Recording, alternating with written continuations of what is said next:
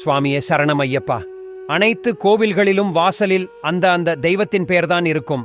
ஆனால் சபரிமலையில் மட்டும் 18 படியேறி கொடிமரம் தாண்டியதும் தத்துவமசி என்று எழுதப்பட்டிருக்கும்.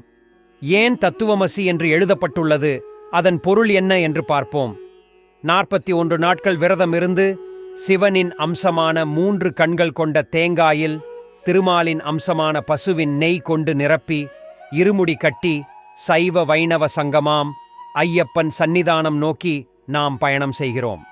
எருமேலியில் தொடங்கும் நம் பாத யாத்திரை பல கரடுமுரடான வழித்தடங்களான அழுதை, கல்லிடுங்குன்று, உடும்பாறை, இலவந்தோடு, கரிவளந்தோடு, கரிமலை, சிறிய யானை வட்டம், பெரிய யானை வட்டம் வழியாக பம்பையில் வந்து சேர்ந்து நீராடும்போது நம் வாழ்வில் நம்மை சூழ்ந்த பிரச்சனைகள், நம் முற்பிறவி கருமவினை அனைத்தும் நம்மை விட்டு நீங்கியது போன்ற ஒரு உணர்வு ஏற்படும். உண்மையும் இதுதான்.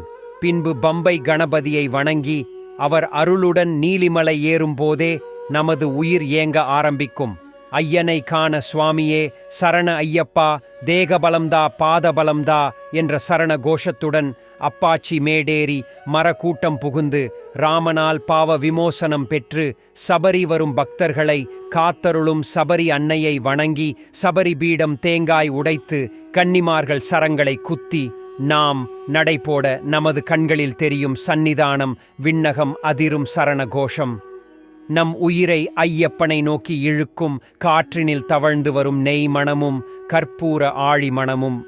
சந்நிதானம் அடைந்தவுடன் முதலில் கற்பூர ஆழி முன்பு நின்று வணங்க வேண்டியது. சந்நிதானம் முன்பு இருக்கும் கொடி மரத்தையும் அதன் மேலிருக்கும் குதிரை வாகனத்தையும் வணங்க வேண்டும். குதிரை கொடிமரத்தின் மேலிருப்பதன் பொருள், குதிரைகளை நாம் அதன் கண்களில் திரை கட்டிதான் அதனை நாம் எந்த வேலைக்கும் பயன்படுத்துகிறோம். கண்கள் திரை போட்ட குதிரையை வண்டியில் கட்டினால் அது நாம் சொல்லும் திசை நோக்கி செல்லும். திரை இல்லாத குதிரை அதன் போக்கில் போகும், நாம் சொல்வதை கேட்காது. நமது மனமும் ஒரு குதிரை போலதான் எங்கெங்கோ ஓடிக்கொண்டே இருக்கும். அப்படி குதிரை போல் ஓடும் நம் மனதிற்கும் திரை போட்டு மனதை ஒரு முகப்படுத்தி எதிர்மறை எண்ணங்களை விட்டுவிட்டு 5 புலன்கள், 5 பொறிகள், 5 பிராணன்கள், மனது, புத்தி, ஆங்காரம் ஆகிய 18 நிலைகளை கடந்து 18 படிகள் ஏறி சன்னதி முன்பு இருக்கும் கொடிமரத்தை வணங்கி சுற்றி வந்து சன்னதிக்கு முன்பு எழுதப்பட்டிருக்கும் தத்துவமசி என்ற வார்த்தையை பார்த்துட்டு நாம் ஐயனை தரிசித்து நாம் கொண்டு சென்ற நெய் தேங்காயை உடைத்து அபிஷேகம் செய்யும்போது கடினமான தேங்காயின் ஓடும், அதன் உள்ளே இருக்கும் பழுப்பான உரையும், அதன் உள்ளே இருக்கும் வெண்பருப்பும் மனிதனின் 3 குணங்களான தாமஸ், இராஜச, சத்துவ குணங்களை குறிக்கும். இந்த 3 குணங்களையும் ஐயப்பனிடம் சமர்ப்பித்துவிட்டு நிர்குணமான நிலையில் நமது ஆத்மாவை பரமாத்மாவுடன் கலக்க செய்ய வேண்டும். அப்போது நாம் உணருவோம் தத்துவமசி என்பது நீயே நான், நானே நீ. இதுவே தத்துவமசி. சபரிமலை செல்பவர்கள் அந்த பயணத்தை ஒரு ஆன்மீக சுற்றுலாவாக செல்லாமல் முத்தி நோக்கிய ஒரு பயணமாக செல்லுங்கள்.